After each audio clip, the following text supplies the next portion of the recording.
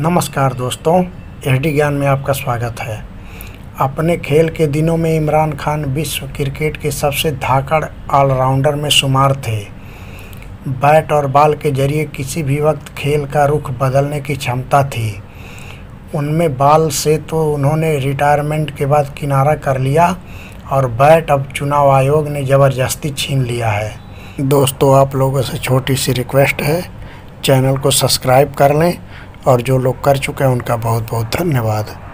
उनसे पाकिस्तान में 8 फरवरी को होने वाले चुनाव से पहले खेल पूरी तरह बदल चुका है। इसके तकरीबन सारे खिलाड़ी वही हैं जो पिछले 3 दशक से सियासी मैदान पर जमे हुए हैं, लेकिन बदली हुई भूमिकाओं के साथ दिलचस्प यह है कि अंपायर अब भी पुराना ही है, पाकिस्तानी सेना।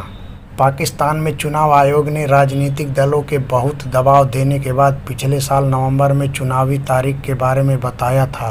आमतौर पर इलेक्शन डेट पता चलने के बाद चुनाव से जुड़ी तैयारियां तेज हो जाती हैं, लेकिन पाकिस्तान में दूसरी तरह की तैयारी शुरू हो गई है।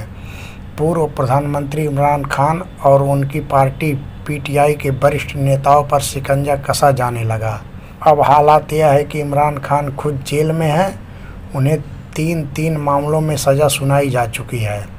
गैर इस्लामी निकाह के मामले में तो उनकी पत्नी बुशरा बीबी भी दोषी पाई गई हैं और दोनों को 7-7 साल कैद मिली है। इमरान के करीबी और उनके बाद पार्टी के सबसे बड़े चेहरे शाह महमूद कुरैशी को सरकारी खुफिया जानकारी लीक करने के मामले में 10 साल जेल की सज़ा मिली है। इमरान की पार्टी का चुनाव चिन्ह बैट उनसे छीन लिया गया है। इस वजह से पीटीआई के नेता स्वतंत्र उम्मीदवार के तौर पर किस्मत आजमाने को मजबूर हैं।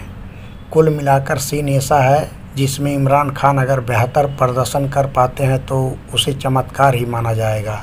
पाकिस्तान की सियासत को थोड़ा बहुत भी समझने वाले जानते हैं कि उनकी यह गत हुई सेना से टकराने की वजह से लोकप्रियता की लहर पर सवार इमरान अपनी धुन में पाकिस्तानी सेना से जा भिड़े। शायद इस गुमान में थे कि उनकी कप्तान वाली इमेज के सामने सेना भी सरेंडर कर देगी, लेकिन पाकिस्तान के इतिहास में ऐसा न पहले कभी हुआ था और न ही इस बार हुआ। इतिहास ने खुद को दोहराया। यह उस हालात से बिल्कुल जुदा है जो 2018 में देखने को मिला था। तब इमरान सेना के दुलारे थे और विपरीत खेमे में थे।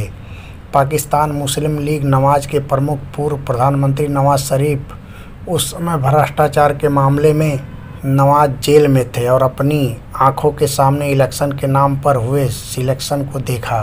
वोट तब भी पड़े थे, तमाम दूसरे नेता तब भी चुनाव में खड़े थे, लेकिन पता सभी को था कि परिणाम क्या रहने वाला है। एक तरफ से बस औपचारिकता पूरी होनी थी और फिर गद्दी इमरान को सौंप दी गई। 2024 में आकर यह स्क्रिप्ट उल्टी हो गई है। इस बार इमरान जेल में हैं और नवाज शरीफ की जीत के कयास लगाए जा रहे हैं।